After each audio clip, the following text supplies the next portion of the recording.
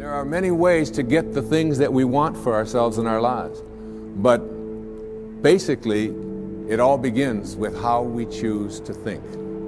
As you think, so shall you be. I don't know why you do what you do. What is your motive for action? What is it that drives you in your life today, not 10 years ago, or are you running the same pattern? Or your web?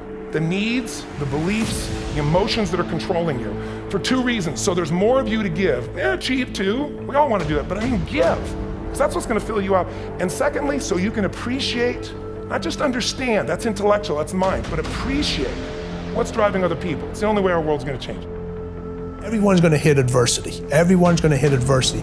It's how you deal with that adversity. And the key word is you, not letting somebody else deal with that adversity.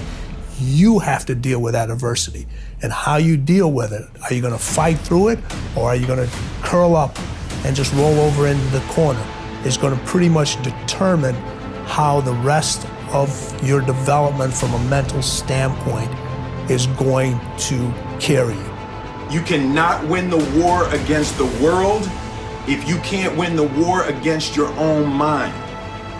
But it first starts with a sound, right? There's this sound that I hear, and that sound moves me, all right? That sound moves me. So this was a sound that I heard years ago. And there are times in my life where I just stop and I play this sound because it does something for me internally. It moves me. Write that down. Very first thing that needs to happen to you every single day is you need to be moved. You need to be moved. Whatever it is that you can do literally to incite it. Listen to me very closely.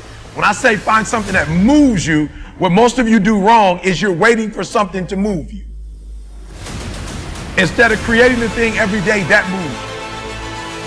And the reason why I say find something that moves you, because what separates humans is our effort. There's some of us, we give 70% to what we do. Some of us 80%, some of us 90%, some of us 100%, some of us 120%.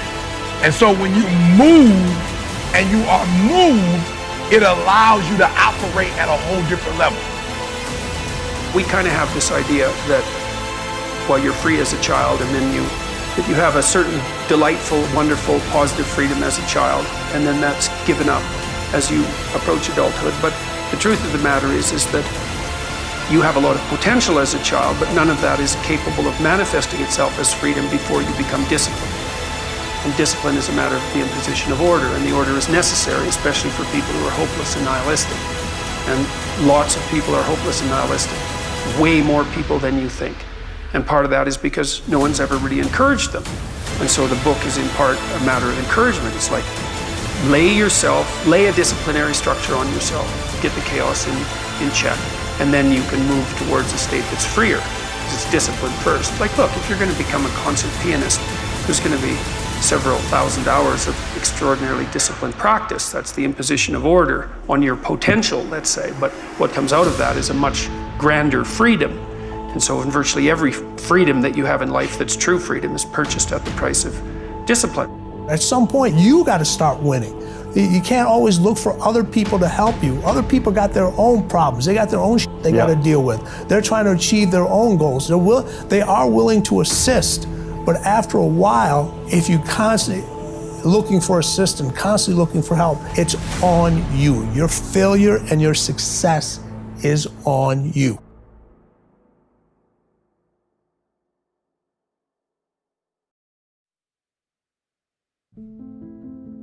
You wouldn't be having that opposition if you didn't have something great in you. If your dream wasn't alive and on track, right on schedule to come to pass, you wouldn't have so many things coming against you. But when the enemy looks at you, he says, oh no, here comes another dreamer. Here comes another person full of faith, believing that they have seeds of greatness, not moved by their circumstances, not upset because they have a delay. They're a dreamer. They know they have the favor of God. They know because they believe all things are possible. They know God can make a way when they don't see a way. Friends, when you're a dreamer, you're dangerous to the enemy. You give him a nervous breakdown. He knows you're headed to a new level. He knows you're coming into overflow. He knows you're going to set a new standard for your family. And here's the most important thing. He knows there's nothing He can do to stop you. The forces that are for you are greater than the forces that are against you. But He will work overtime trying to convince us to settle, to give up, to stay where we are. You have to remember this principle. When negative things happen, that's not stopping your destiny. That's a sign that you're on your way to your destiny. Every delay, the setbacks, the disappointment, that didn't stop your dream. It's all a part of the process. Say, birds of a feather flock together. You run around with losers, you will end up a loser. Unconsciously, you will pick up their ways, you'll pick up their habits, you'll pick up, most importantly, their attitude about life. If you're around cynical, negative people all the time, you will become cynical and negative.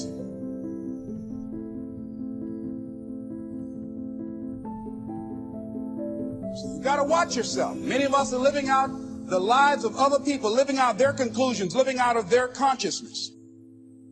The other thing is that you begin to looking at your life and looking at what it is that you want to achieve. Another crucial thing that you must do is align yourself with powerful people.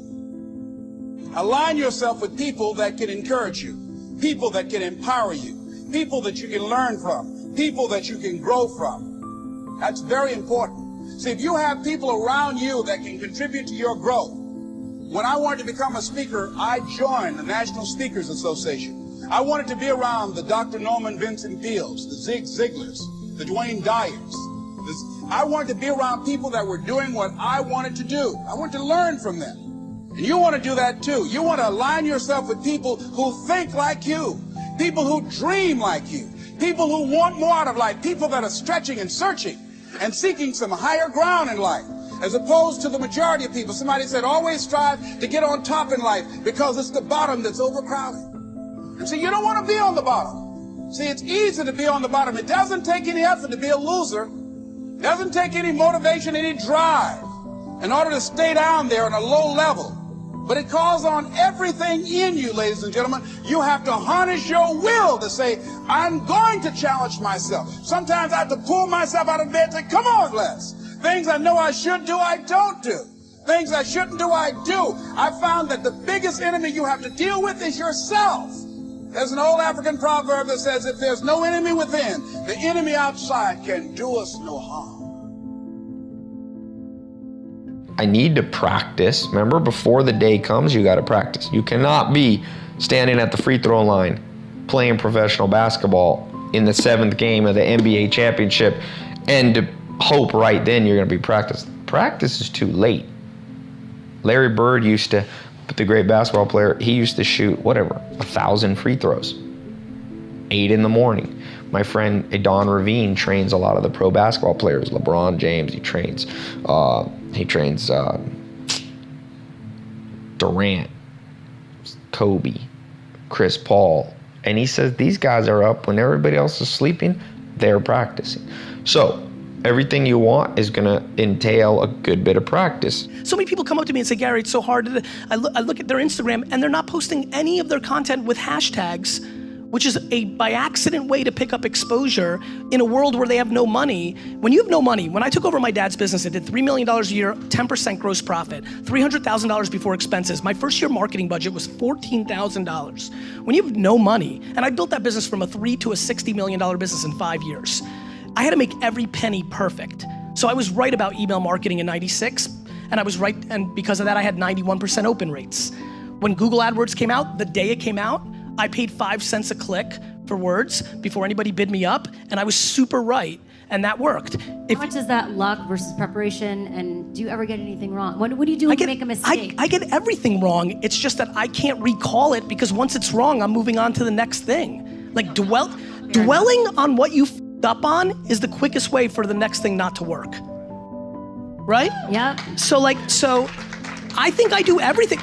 I mean, you know this is a fun thing to say. Some people in the back know this. I was a breakout YouTube star in the first year, 2006. I decided that the right strategy was to leave YouTube completely and go to Vidler because Vidler offered me equity in their company, and I've left an enormous amount of attention. I deviated from my intention thesis to do short-term economics and equity in a company, and I lost.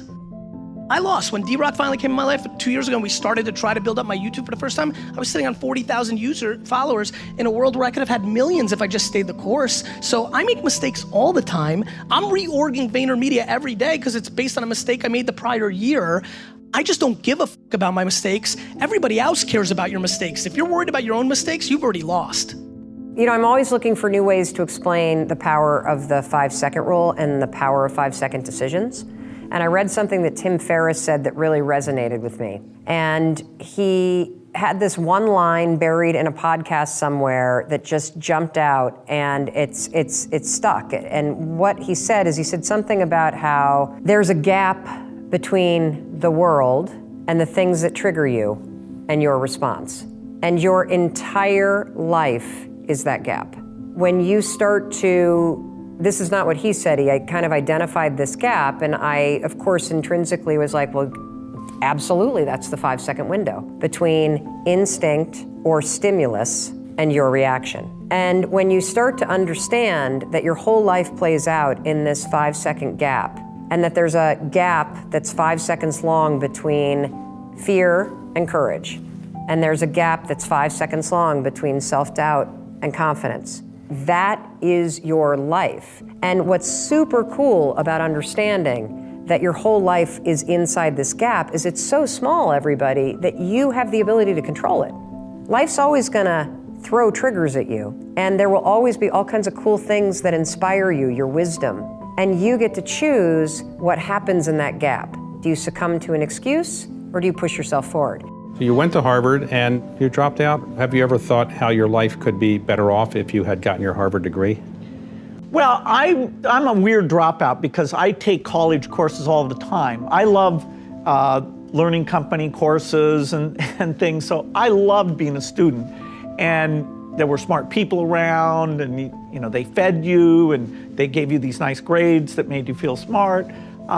So I feel it was unfortunate that I didn't get to stay there, but I don't think I missed any knowledge because, you know, whatever I needed to learn, I was still in a learning mode. I came up with a slogan, and I tell it to my kids all the time. I say, there's no losing, only learning. There's no failure, only opportunities. And there's no problems, only solutions.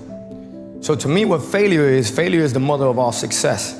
If it wasn't for Michael Jordan getting cut from his 9th grade basketball team, he wouldn't have became Michael Jordan. You know, if it wasn't for, I seen an article the other day where they were talking about Oprah Winfrey and how she got fired because she wasn't good for television. You know, you got people like Walt Disney who got fired, if I'm not mistaken, from a newspaper saying he had no imagination. ¿Tú me entiendes lo que te estoy diciendo? These are the same people that I got to deal with. Tell me what's not a hit record. Right. So what do you tell them? You tell them, you know that all they can do is learn and come back bigger, better, stronger. Because all it's going to do is lead you in the right direction. See, if you're always winning, then you don't really understand what it is to win. You got to take those losses. You got to take those hits. There's got to be the valleys, the peaks, the ups, the downs. In order for you to, when it does happen, you go, wow, qué rico. You know, this is what it's all about. And not only that, it's never about making it, guys. It's always about maintaining it. That's the toughest part. Patience is for the impatient. That in fact, when you're getting started and your in-laws are making faces at you and you're not sure if you're going to be able to pay the rent and you don't know why you're living in Brooklyn to begin with and you're going to have to move back to Florida, it's easy to say, you know what? I need to go faster to pick up these scraps and pick up these scraps. And sometimes what that does is it gives you the foot up to get to the next level, but sometimes what that does is it just makes you a scrap collector. And that one of the things that we see when we look at the work of people who have put really big ideas into the world, who have built online platforms, right, is that they got there by being patiently impatient or impatiently patient, whichever way you want to juxtapose it. That if you look around at the blogs you read or the people you respect online or the organizations you want to work with, the myth of the overnight success is just that, a myth. That, you know, the much vaunted Twitter was a failure, a complete failure for 2 years. Nobody used it. And if they took the mindset of, well, if it doesn't work in 2 weeks, we got to go do something else, you never would have heard of it.